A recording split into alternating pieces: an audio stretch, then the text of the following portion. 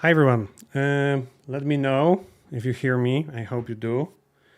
Um, yeah, sorry for the slight delay. Um, I know that the stream was scheduled for like 30 minutes ago, but it was pretty crazy past 2 days or so, and yeah, I just didn't finish everything I wanted on time, so I need to move it just a little bit.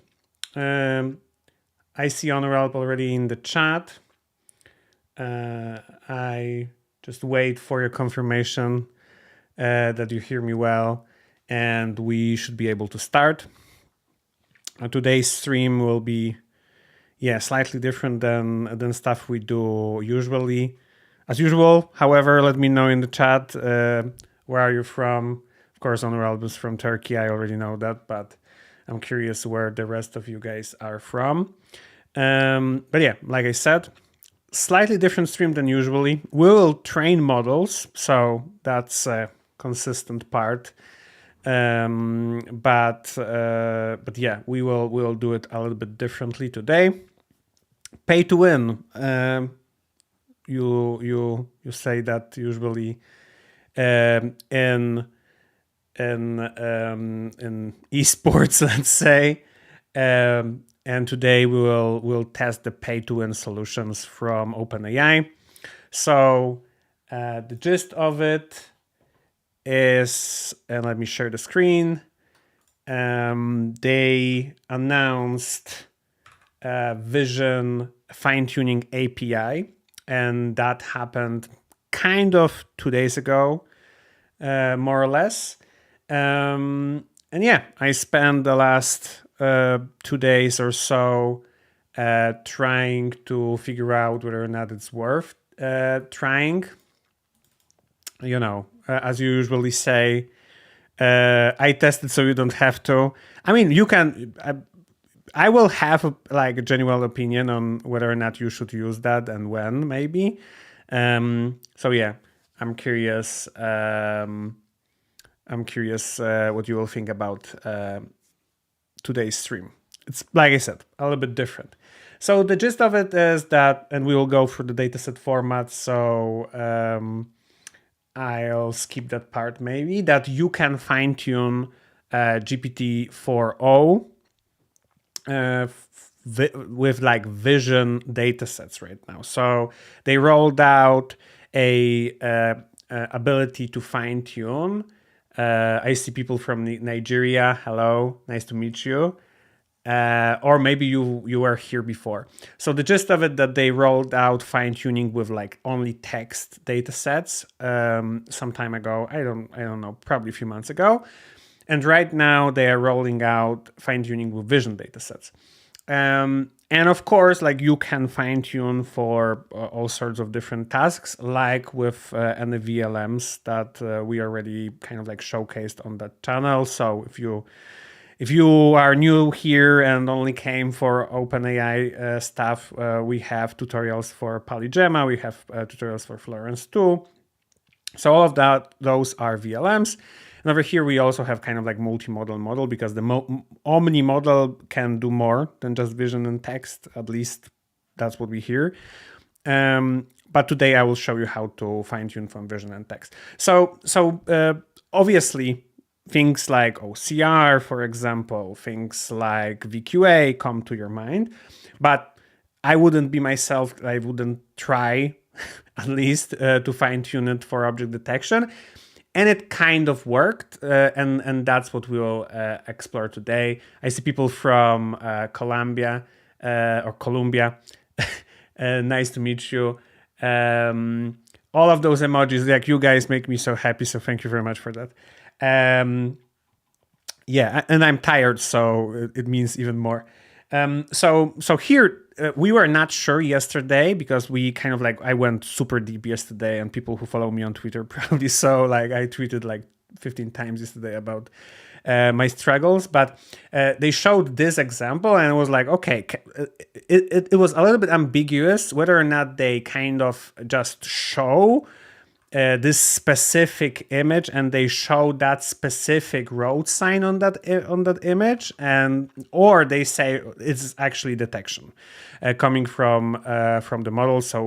So yeah, that inspired me to try, because as you know, any of you who tried to use GPT-4 in the ChatGPT or over the API, you know probably that it's almost impossible to get object detection from it. So people from UK are here, perfect.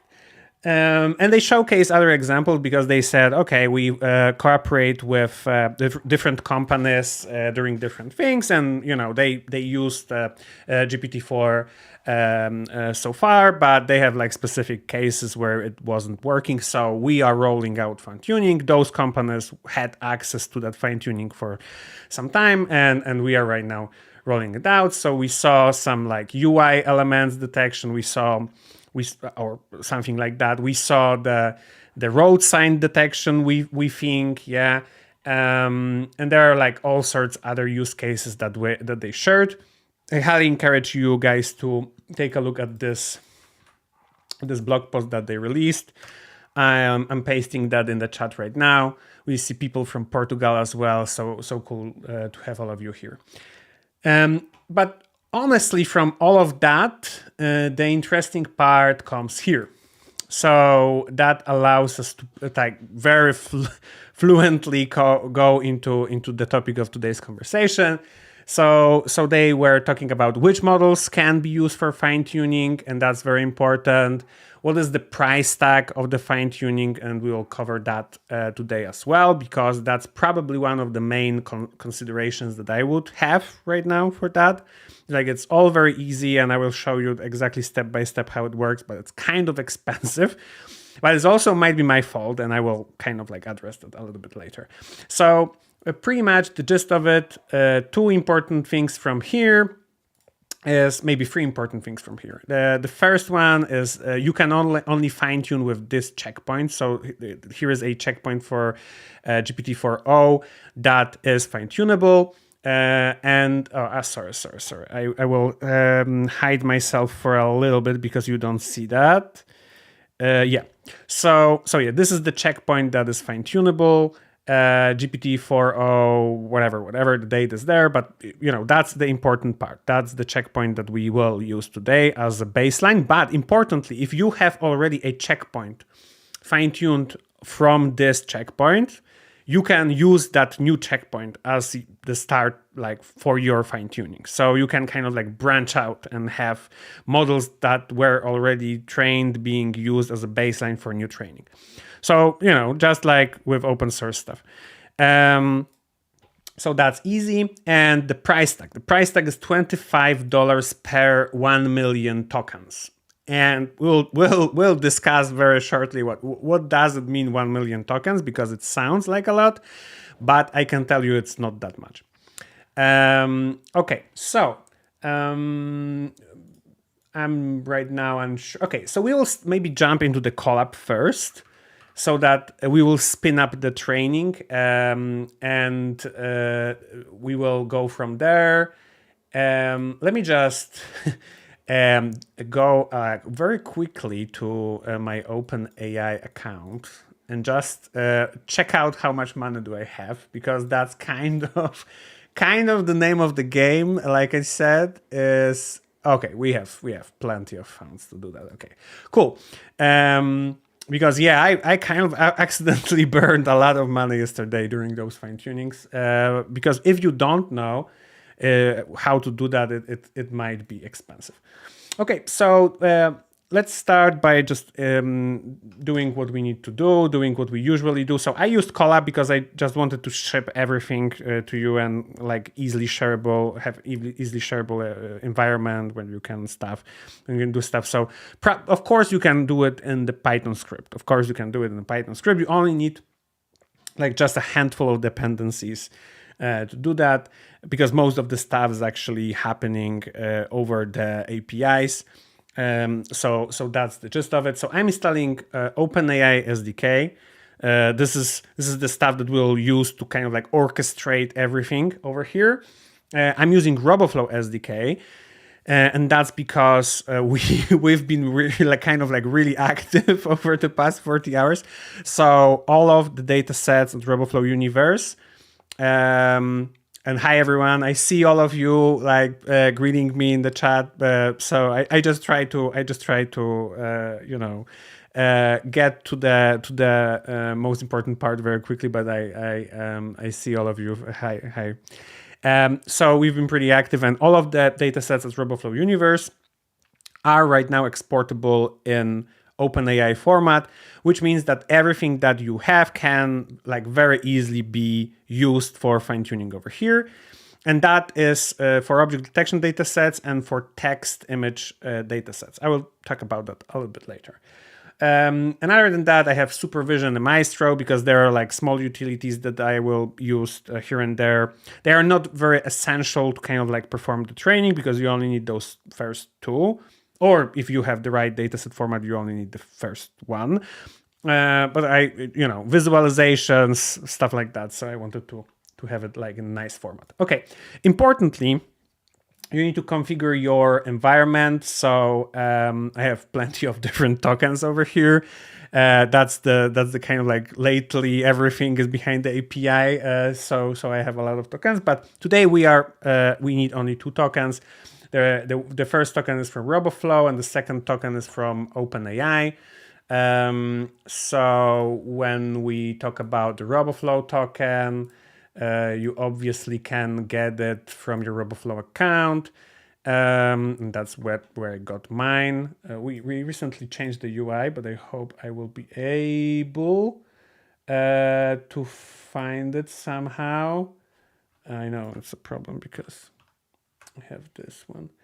So settings, API keys, and you can fetch your API from here, API key from here, and similarly in OpenAI to configure everything, you need to of course have an account. You need to have funds on your account. You need all the pay to win shenanigans, and then you go to your profile, and here in the user API keys you get your keys.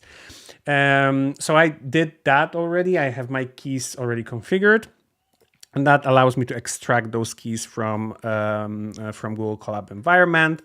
So let's do that. Okay, so the first thing is I will, and sorry I just constantly swap windows, but yeah, that's kind of important. So the first thing is that I found I have my data set on RoboFlow Universe, and then I would like to download it. So how do I do that? I go here, and from the drop down I select OpenAI, continue. It will generate the code snippet that I will use. That takes a little bit of time, and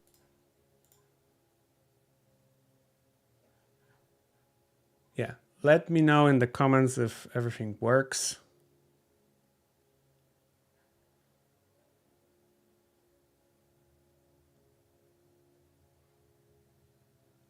I hope so. Okay, I'm back. Okay, so I have no idea what just happened, but in the meantime, what happened is apparently RoboFlow API key timed out. Yeah. Okay, so let's try it once again. I have no idea, guys, what happened. I timed out in Colab. I lost connection here. We had 85 people. Now we have 47. So let everybody knows that we are back. Okay, we are back. We are so back like never before. Yeah, Polish internet. Yeah, Polish internet. That's the problem.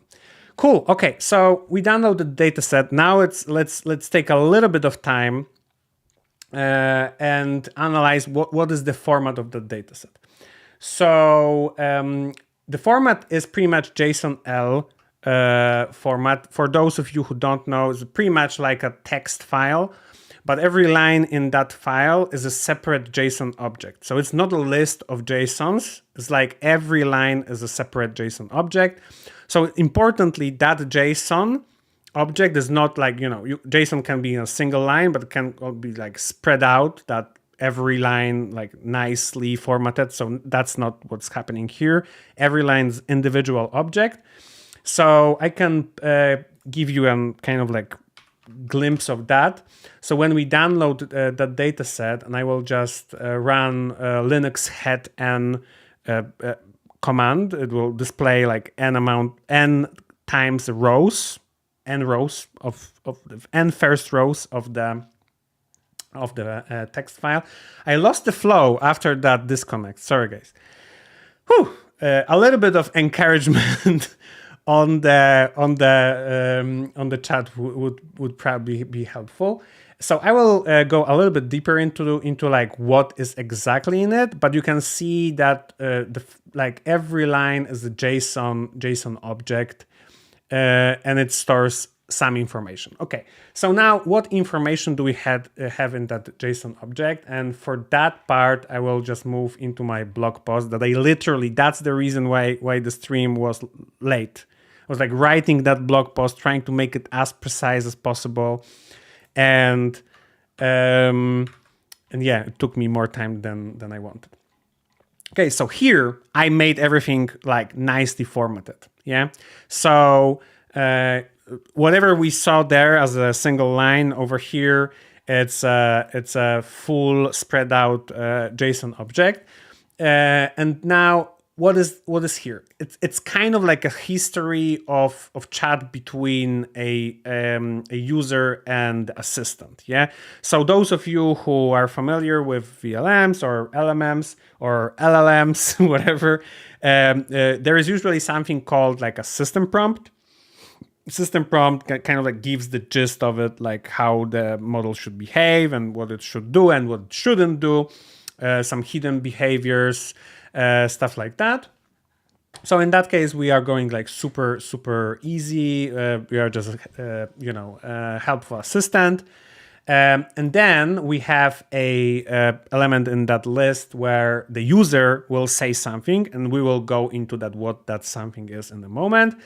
Then the user provides an image, and that image can be as a URL. So in case of my dataset, it's a URL. So there is some server, some images are there. We just have a HTTP address of that particular image, and it will get downloaded automatically. But it can also be base 64 encoded image that you just put here as a string, and it will also get decoded. So that's also possible.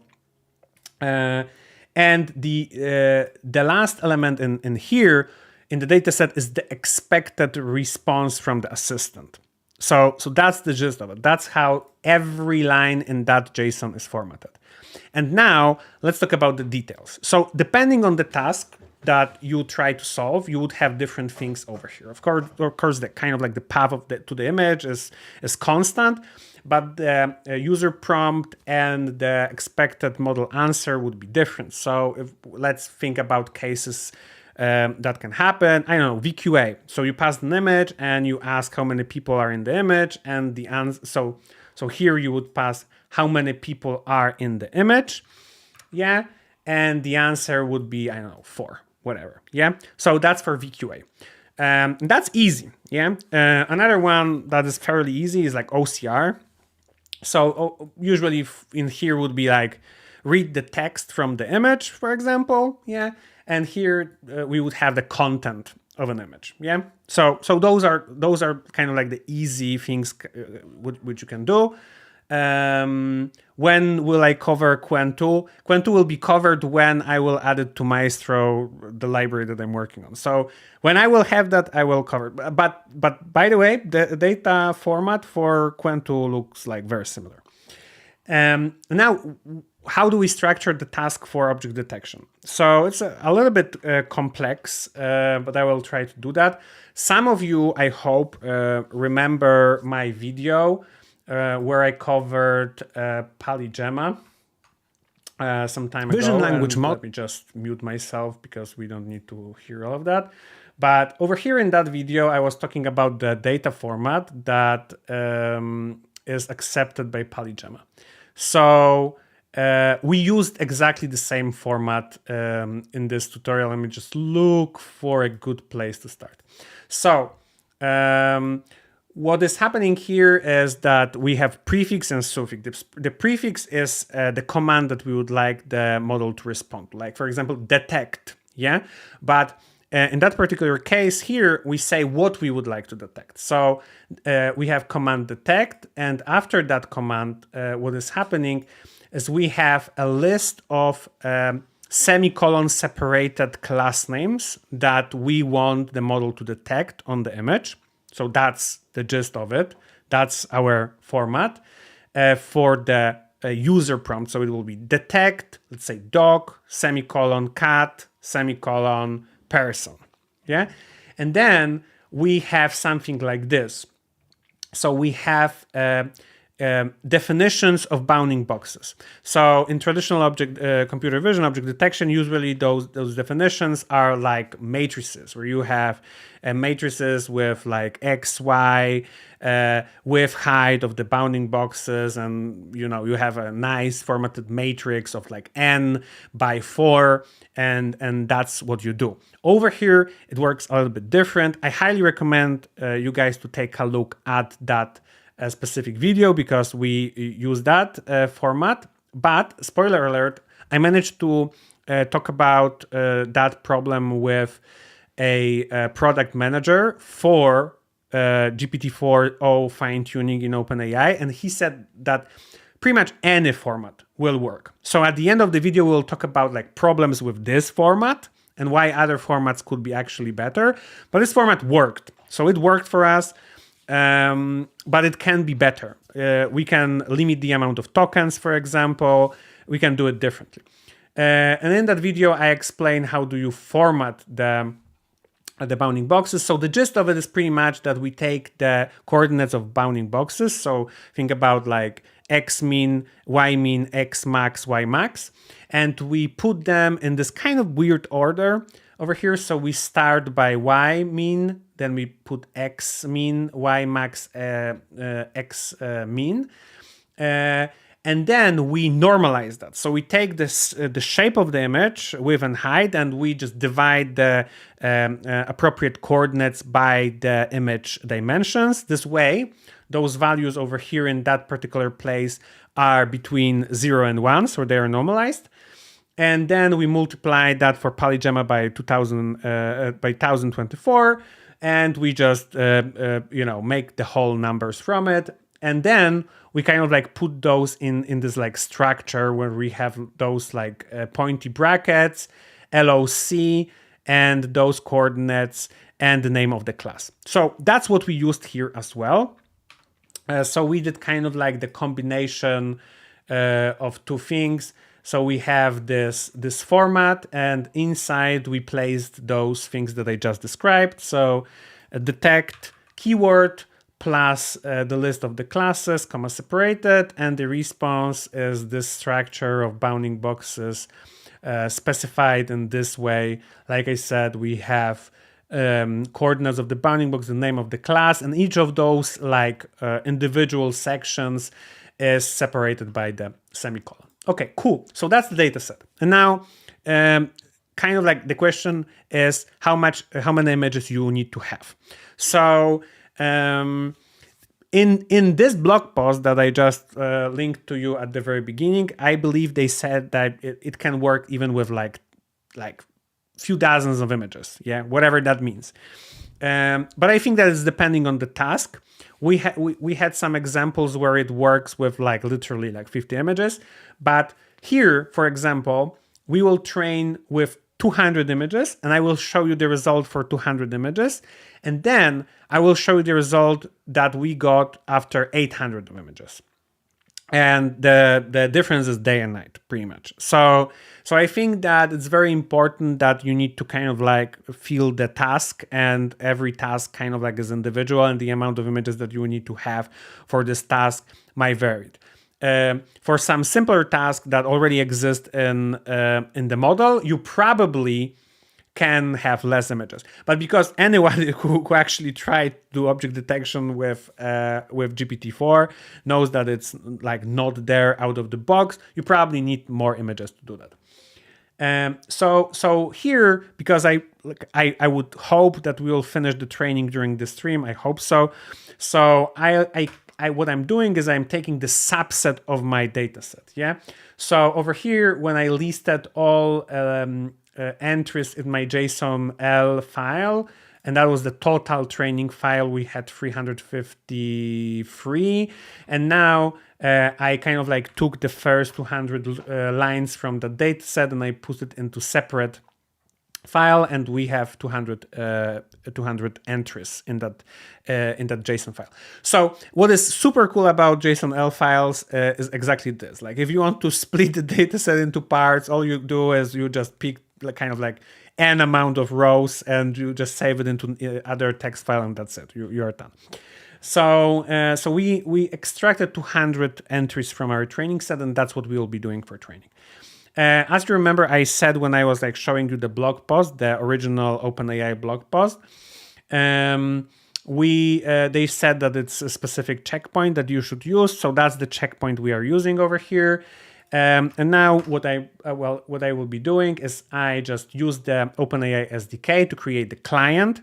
So obviously the client needs to get the API key. This is happening. Like I said, I have that configured in the environment. So I'm just like extracting that key from Colab environment. And here we are. And the first thing that you do is you upload those files to OpenAI. So let me just execute that cell. And we will talk about it. And maybe I will execute this cell. This cell will actually trigger the training. Okay. But the training takes like 25 minutes on that subset, maybe more. So I'm triggering that right now to kill the time. And I will talk about all the important stuff in the meantime so that we will have that training running in the background and I will be able to show you stuff. So exactly that.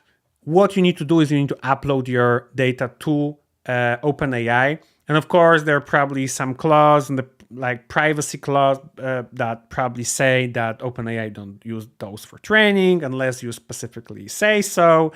But you know, if you work for a company, you like a big company, you probably already know that a lot of those companies don't want you to use ChatGPT because they are afraid of you sending data to the servers, and probably similar mindset would be around this. So keep that in mind.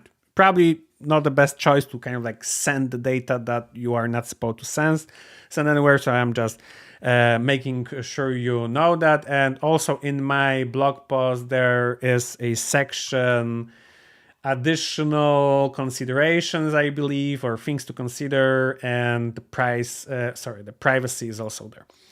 And when we are on that topic of things that are on the server and not on the local, the fine-tuned model that you will get is not on your local. I hope that everybody understands that. Like whatever you will send there, it will train there and will be there. So you will not be able to download that model to your local machine. People in the chat already say Llama 3.2. That's probably the biggest kind of like the biggest competitor if you think about like fine-tuning stuff of this size. So yeah, Llama 3.2, probably you could do it locally. Over here, like, whatever you trained, it's behind the API. You have the access with your key.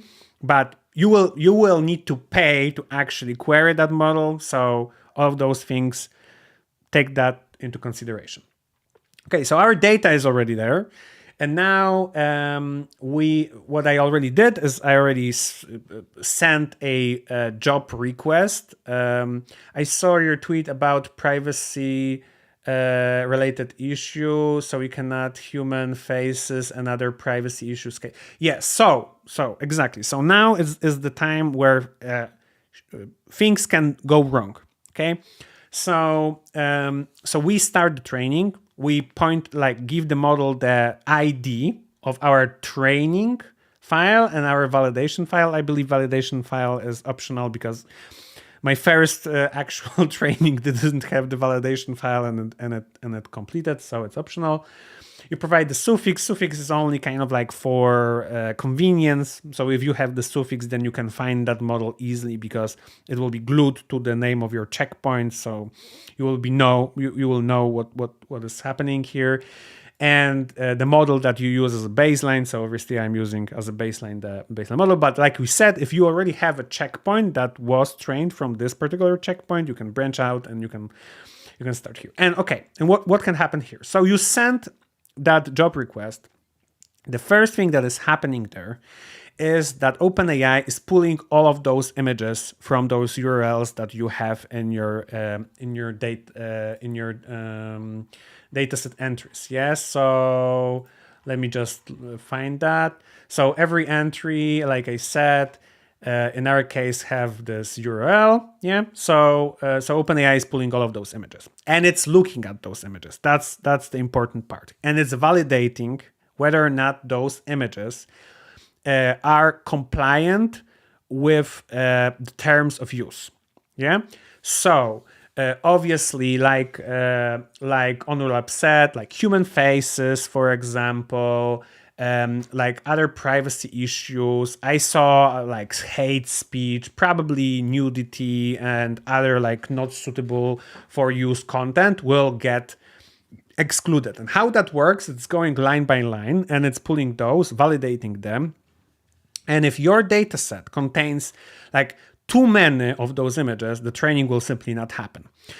But if that's only a portion, what it will do, it will say, I don't know about license plates, but that's a very good idea to test that with license plates. I will probably do it after the stream, but yeah, documents. So anything that can be a privacy concern probably will not train. So that's another moment where a lot of you guys will probably be, okay, that's probably not for me because I am in this specific industry and we do those specific things. And that model will simply not work. And we also covered that in this section over here at the end, those additional concerns. So there is like a censorship. The models are running on that and detecting. But what can also happen, and that happened to us yesterday when we were kind of like experimenting with that, is that you can get rejected even if you don't have those things. So what I wanted to do yesterday is I was like, okay, one of the things, data sets that I'm using in my VLM's test is this data set of this like medieval manuscripts where they are written in this like very weird way, old school monks probably did that. And it's written in the language that no longer exists pretty much. So I was like, okay, let's try to fine tune the model on that specific data set. Yeah.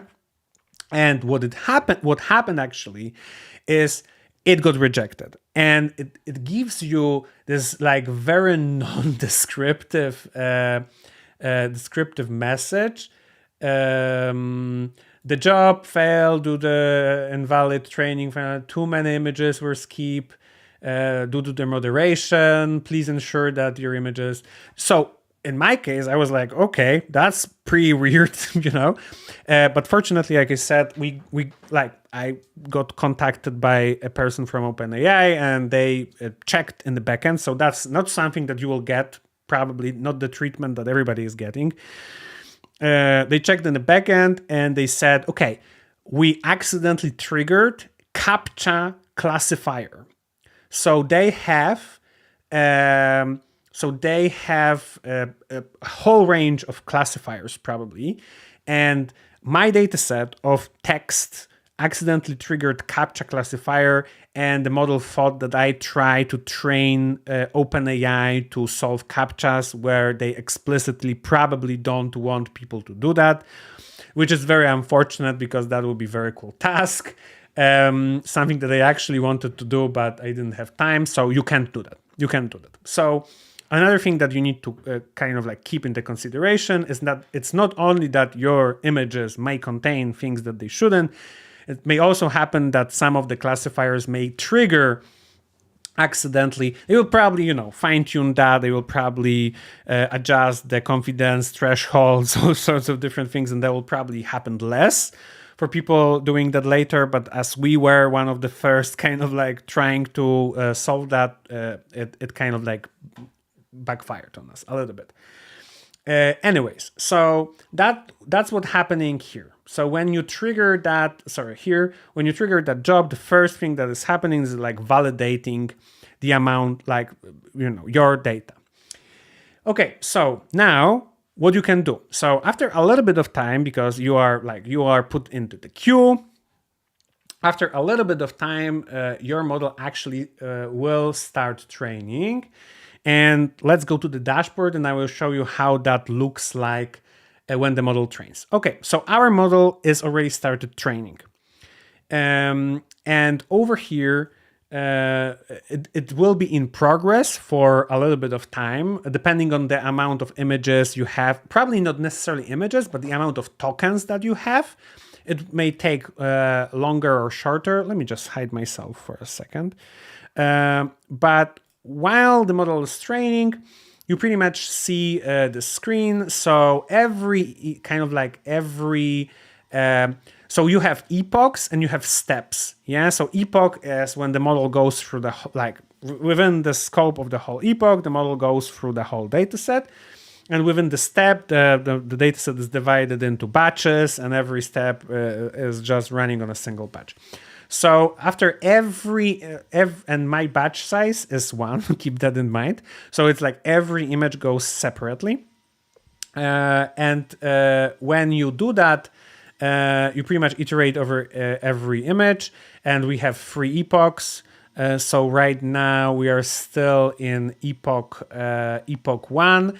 And after each of those, we calculate the loss and we update this chart so you can see what is actually happening. Yeah. And it will take a little bit of time to complete. Depending on the size of your data set, it may take less and more. But now we can talk about pricing, because the amount of data is not only impacting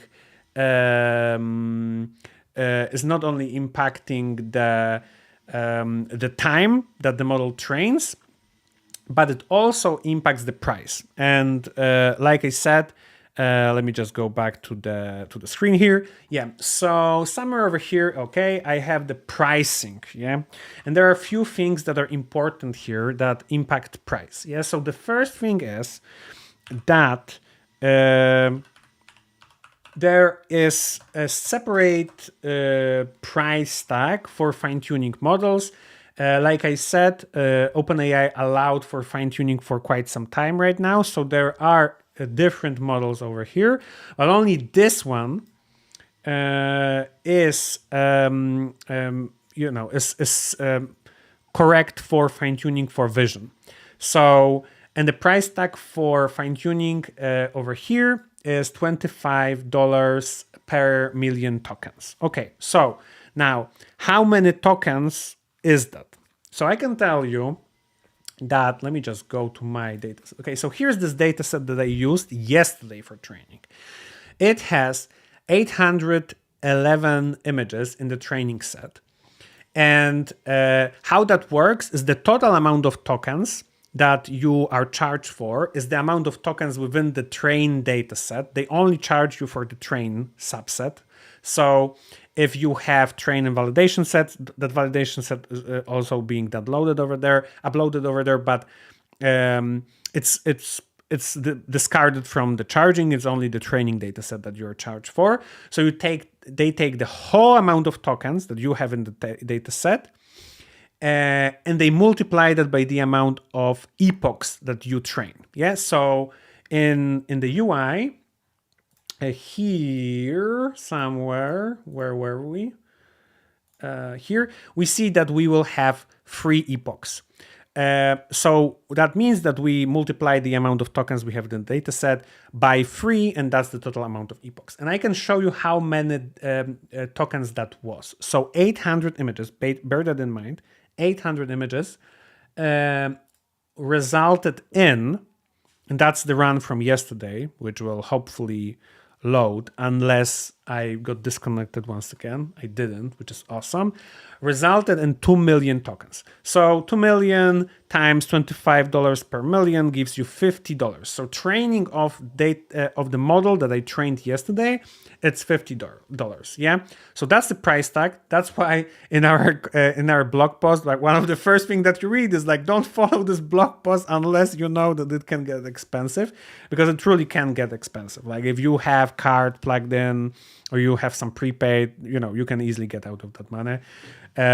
So there's that. Okay, but 2 million tokens, that means it's probably 800 tokens, and 800,000 tokens per the training data set.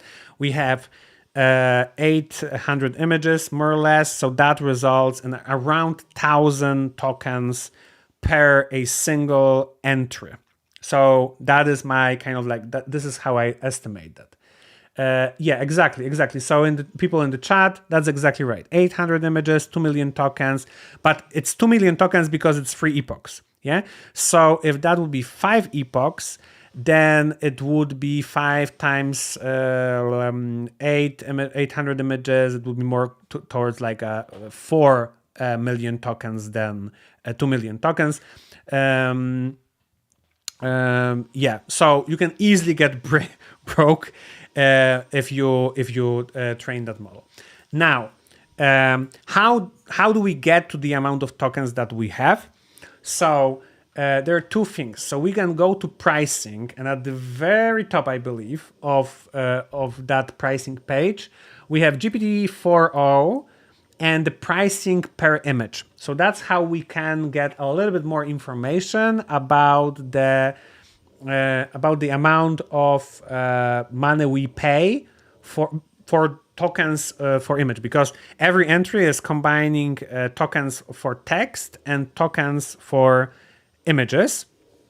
And now, like if you can have small images, that's a moment where you would like to downscale those images.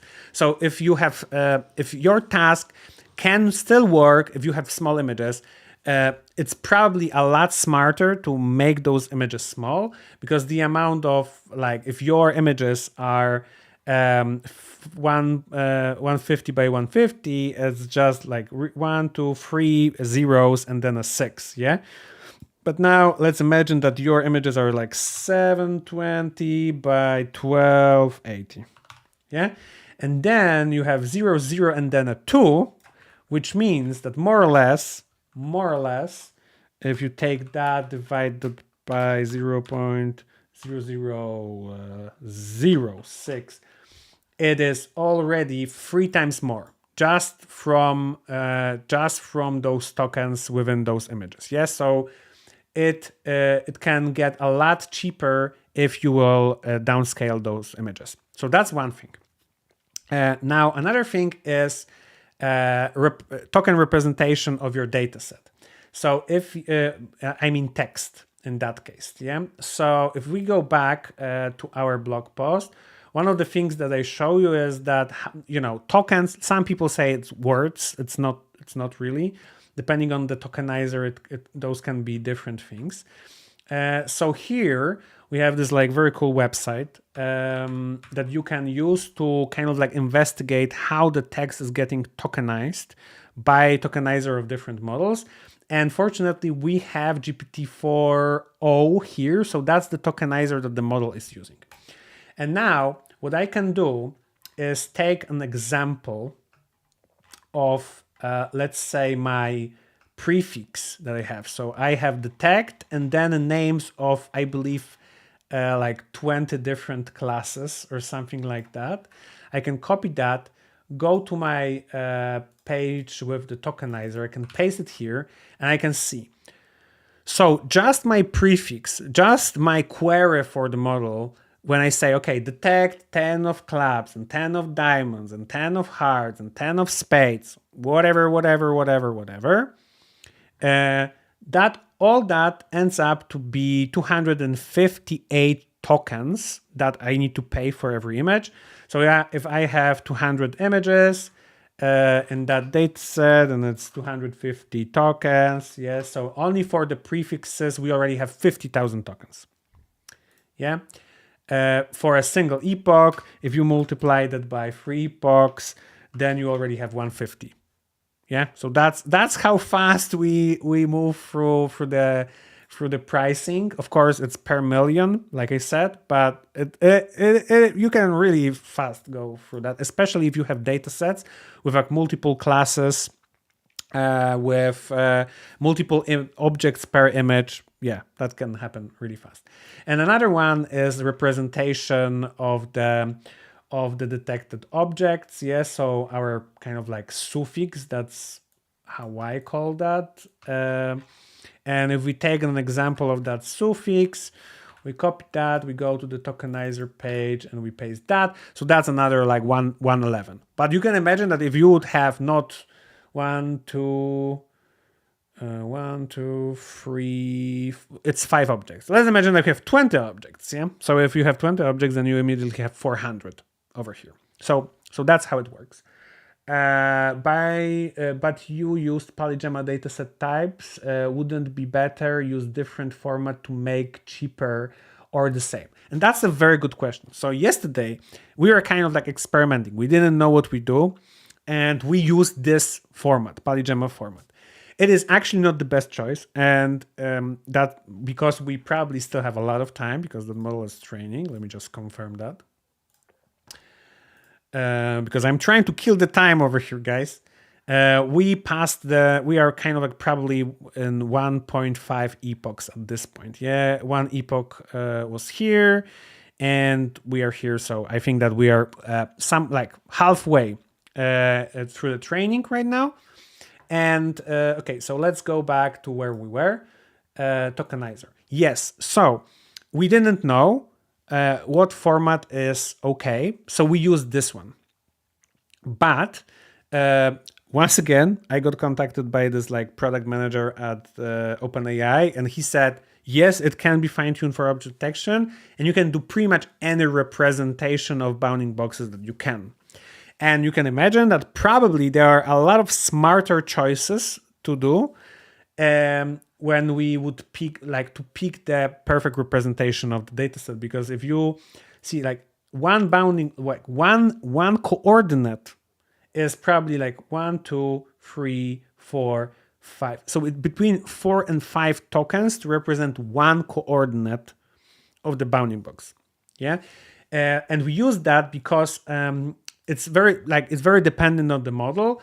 That representation is the polygemma representation, and polygemma has different tokenizer, and for polygemma, all that would be in single color. So polygemma pretty much has a separate token per kind of like separate coordinates tokens, and they can represent a single value with just a single token. So it works a lot more efficiently. It doesn't work like that for GPT-4o, and that's why you probably could use a different format. Maybe in RoboFlow we will switch that format at some point and not use like the polygemma.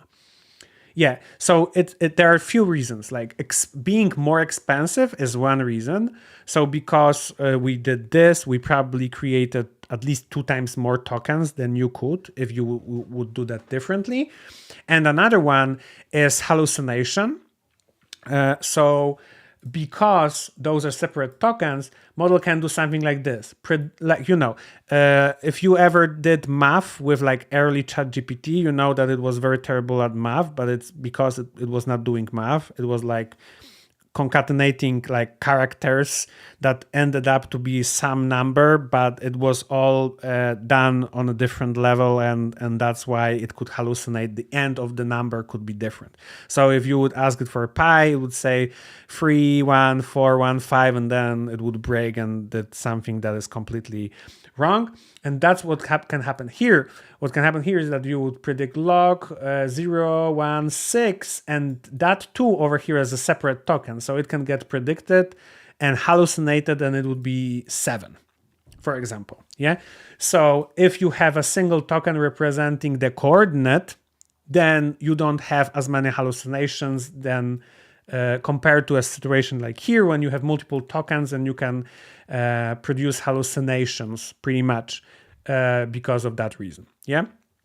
So yeah, we will probably work on a different representation, but it was like 2 days since the release, so it is what it is. How to fine tune the open source LMM model? I will, a little bit, just a second of self promotion, guys. There is this package called Maestro. I'm working on it. We show, for example, how to fine-tune Florence 2 for object detection. So if you would like to learn how to do that like very easily with the same data set, probably for free, because you can do it in Google Colab. I'm sending the link in the chat, guys. Like, leave the star if you can. Yeah, that's what I do when I'm not doing experiments with ChatGPT. Back to the main topic. So yeah, so that's the representation. We'll probably change it, and for that specific model, that's not optimal representation, and that inflates the cost probably, and cause all sorts of different problems. So there you have it. Okay, so I covered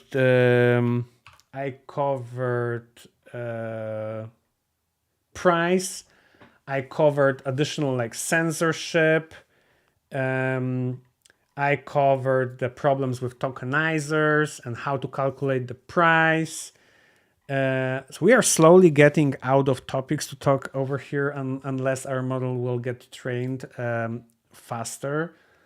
Okay, we are just at the end of second epoch, so it will probably be a little bit more. So I think that we'll go through the Colab right now. I will show you how things look like, and then once the model will train, I will just show you that it's really working. It's like I'm not lying. It's actually happening.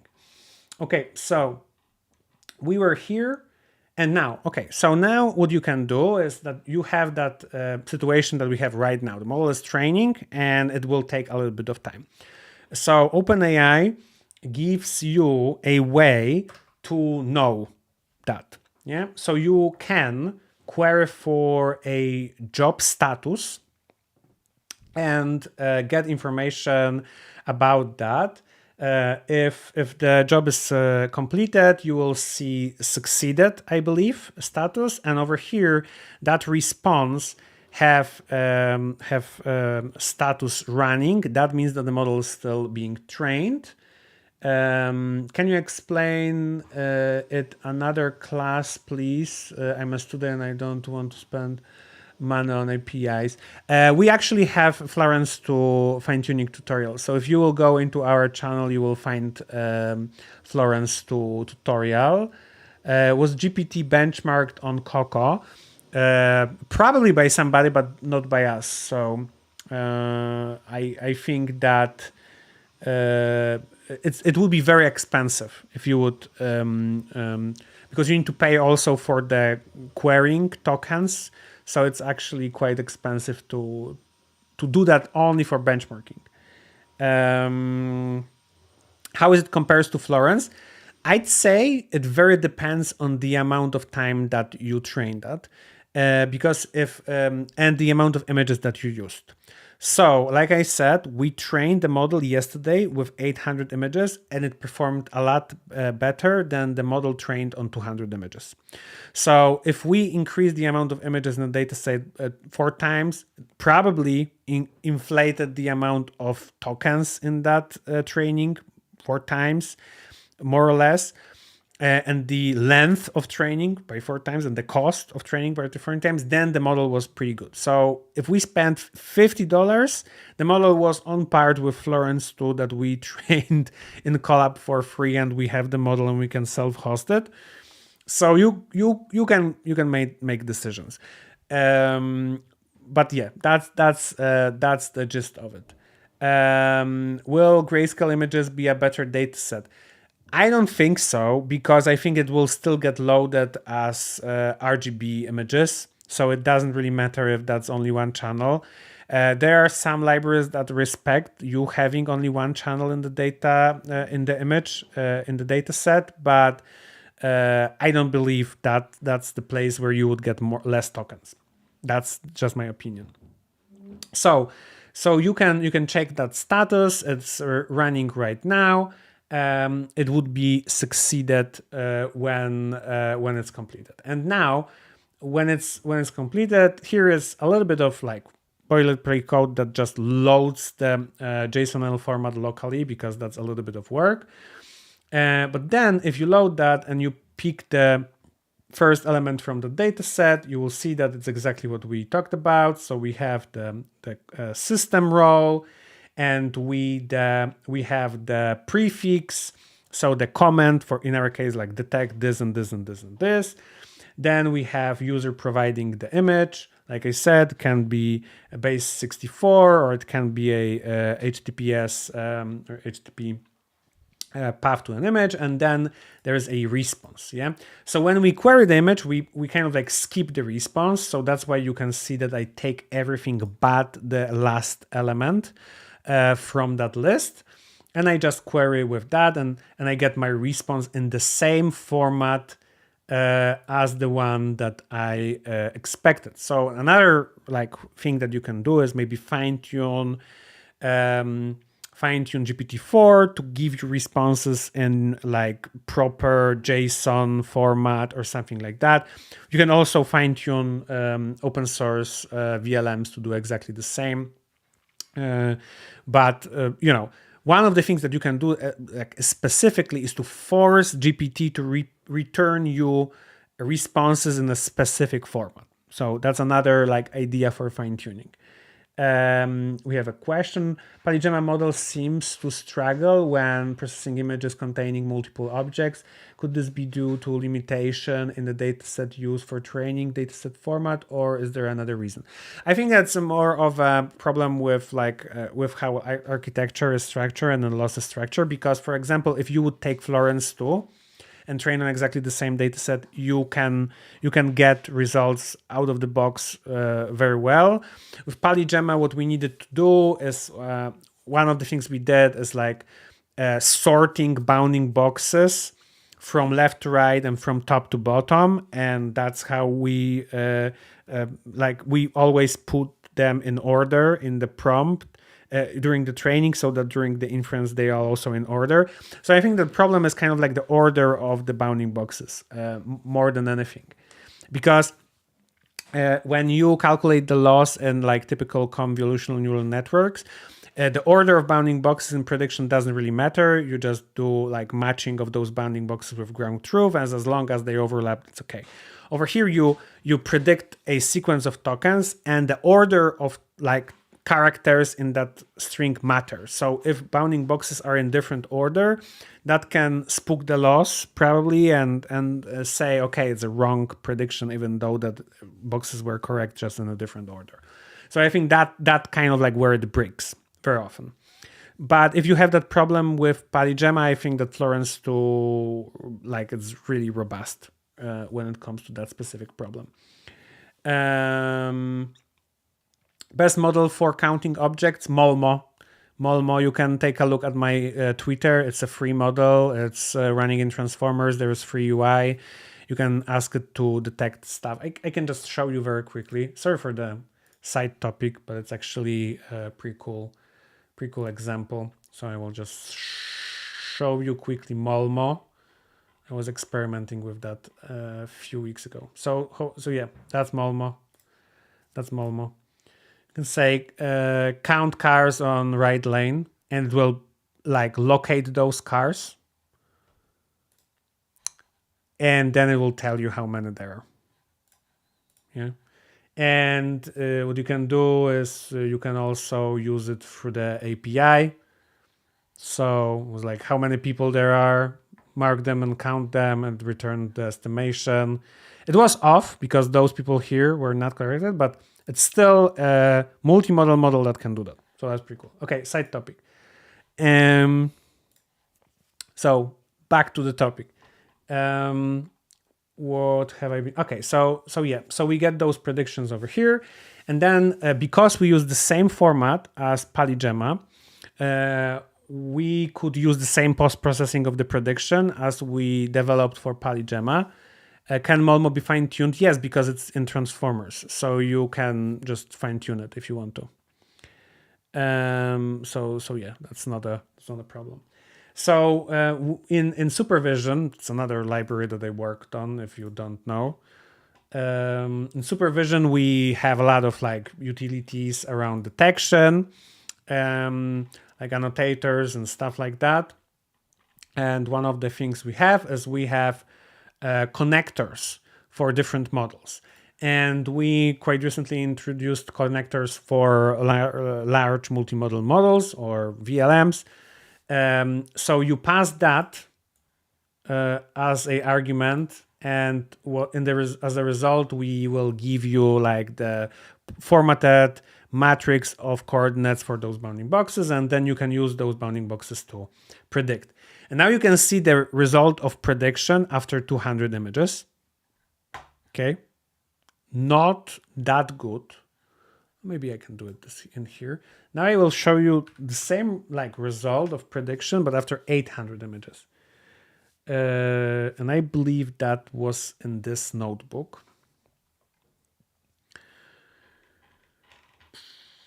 Yeah, okay. And that's the result after 800 images. Yeah. So what you can clearly see that over here, those bounding boxes are not like that like robust as it in case of training with larger amount of data and longer, but also more expensive. So that was $50 to train. This will probably be less than 15, I think. Yeah. So this is the level of precision that you can expect from that model. Let me just go quickly into our training. So the model will be pretty much trained in just a second.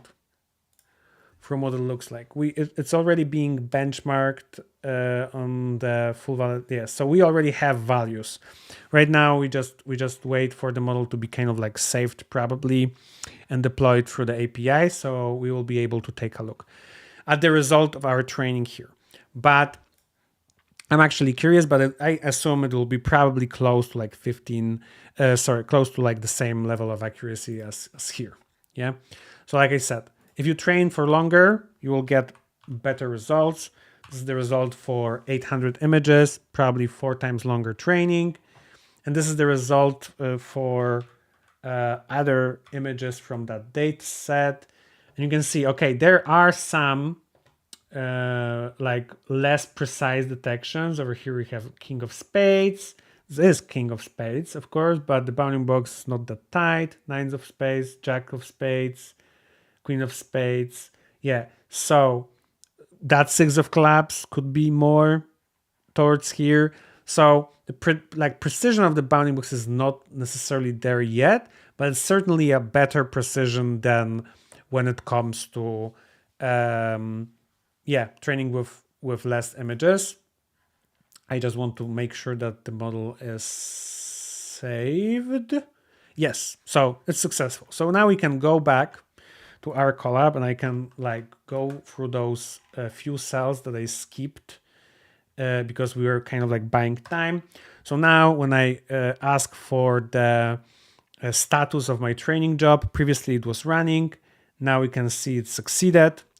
Another thing that is important, we got our fine-tuned model ID. Now we can use that ID to query our dataset. So I will just run that cell to load our dataset from the hard drive. It might take a little bit of time, but I'm hoping not that much. And I will just run inference on few images and you will see what is the result. Larger dataset and longer training time. Exactly. Ordering bounding boxes can be brutal. It often requires custom solution in my experience based on... I actually can do that in Supervision in few lines of code, but it's a problem that existing solutions to export data, I'm not even sure we do that in RoboFlow. We might actually add it.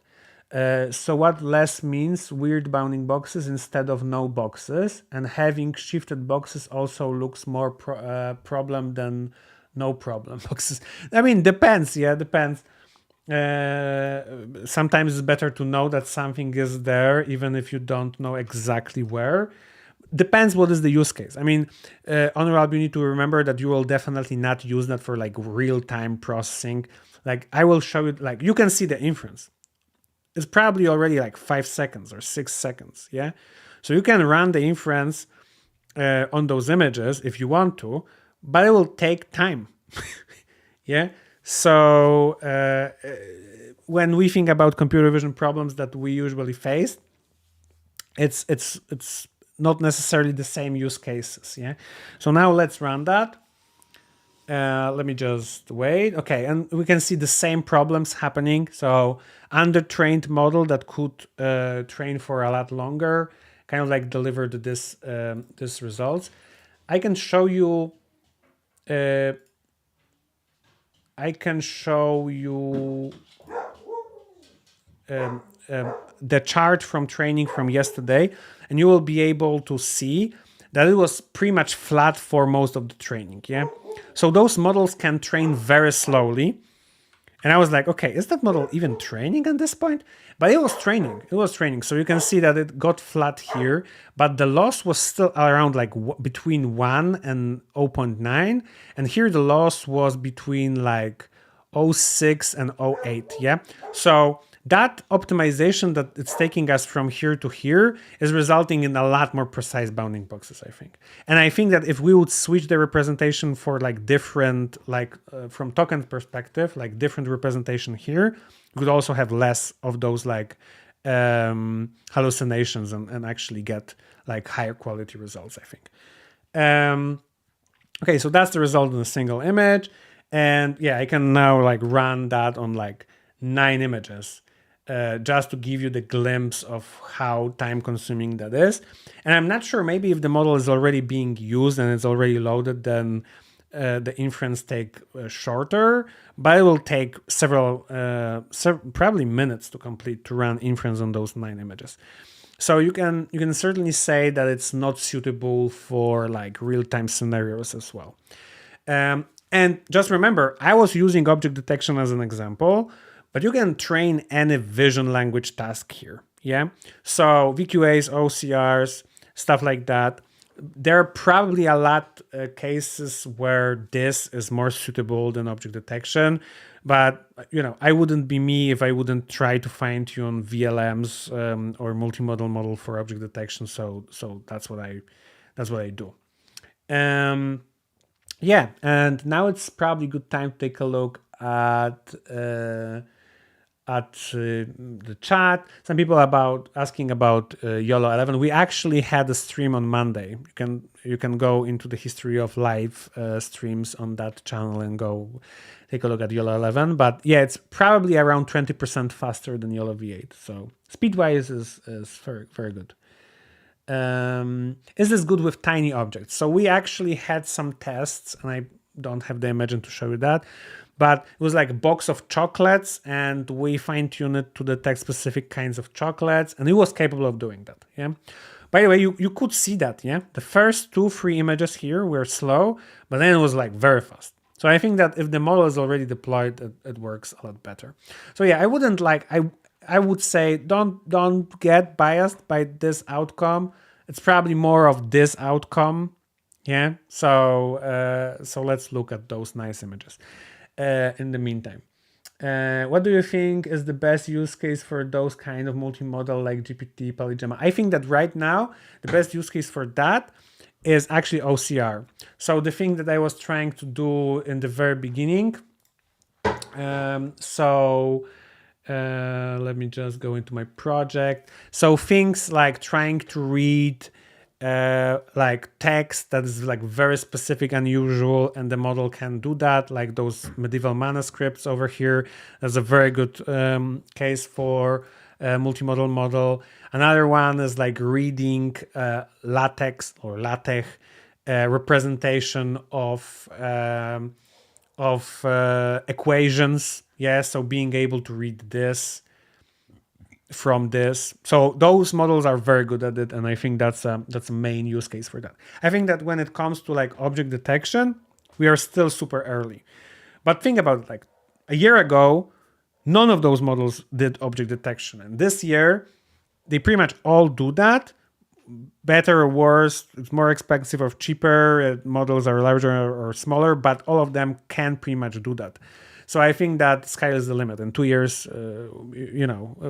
all of those models will run object detection and will be fast and accurate. That's what I think. So that's why I'm super pumped for those use cases right now. Okay, any more questions in the chat, guys? That's the moment, because if not, then that's a wrap for me, because I was working most of the time for the last 40 hours. So yeah. What is the future of multimodality? I mean, God knows, but I think unification. So you can see that GPT-4 Omni is actually the model that can also do sound and generate images and generate sound and understand, and all of that is within a single model. So it's not like before we have Whisper and we have text-to-speech and we have generative models that understood images and generated text, or understood text and generated images. Like all of that will be in a single model. You can see that already in open source space as well, starting to happening. So yeah, so definitely that will be that. This may be a little bit irrelevant, but is there a way of having disjointed segmentation mask counts as one object in RoboFlow dataset? I mean, if you talk about supervision datasets, we can have that, because you can use run length encoding and have those separated like that. I'm not sure about the UI, but supervision definitely supports that. So if you use supervision, it should be okay. Sir, how to implement person identification or re-identification as shopping malls when person. So there's something like easy re-ID, but to be honest, we don't do people identification on this channel and on RoboFlow in general. Like in cases like this, we try to stay away from Big Brother looking through CCTV. Yeah, so probably easy re-ID is the place you should go. The easiest way, at least. Open source or closed source? Always open source. A lot of people like gave me trouble on Twitter saying that, oh, you shouldn't use that model, you shouldn't write about it, there are open source solutions. I mean, it's a perfect reason why you should do that. You should go there, you should try, or look, like if you don't have money to burn like I have, you should look for resources, and then you can have an easy choice. I think in many ways to go for open source, the pricing, the privacy, you have the models. So why wouldn't you try and then go back to open source? What are the advantages of GPT-4 over YOLO detection model? Like when we talk about detection, probably none. I'd say the models like Florence 2 or Polygemma have more advantage than GPT-4o when compared to YOLO, because they perform better. You have those models, you can do a lot of things, and it's very cheap, similar to YOLO. But let's not get twisted. If you do object detection and you have like limited amount of classes, like Mer from Hacking Face said yesterday about skill issues. It's a skill issue if you try to do that and you only need that for object detection, because it's a lot better to just fine tune YOLO. But if there is like a very specific case, maybe that makes sense for you. So yeah. Joining from Canada, thank you very much for tutorials. Thank you very much for joining me from Canada. We're very far away. I was in Canada 2 years ago on CVPR. Yeah, nice country. I really like the nature. Do you want to work on some great open source project that is really impacting the world big time, like AI? I actually think that I work on projects that are impacting the world and are big in open source. So I like to build projects, not necessarily participate in not mine projects, but I'm a builder, that's for sure.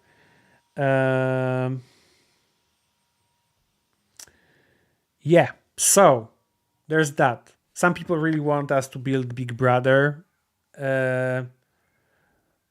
Velugan, I don't know, man. Like I said, easy read is probably the thing you do, but I never done any tutorial with that library.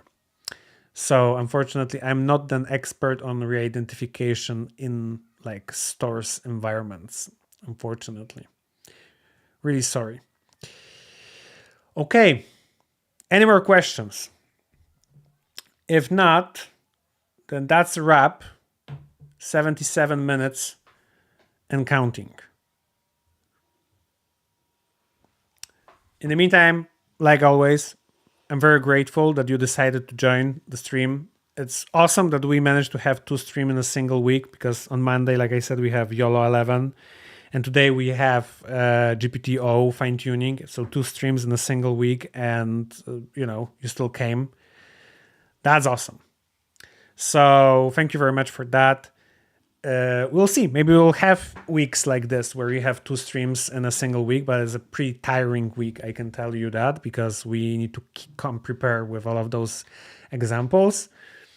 But yeah, I think that holidays are slowly coming to an end, and more releases are coming in vision. So it might be possible that we will actually have more than 1 stream a week, and that will be the reality, because it will be so many things happening at once in an AI. We'll see how it goes.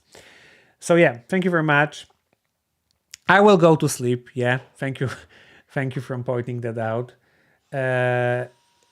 Yeah, if I will need...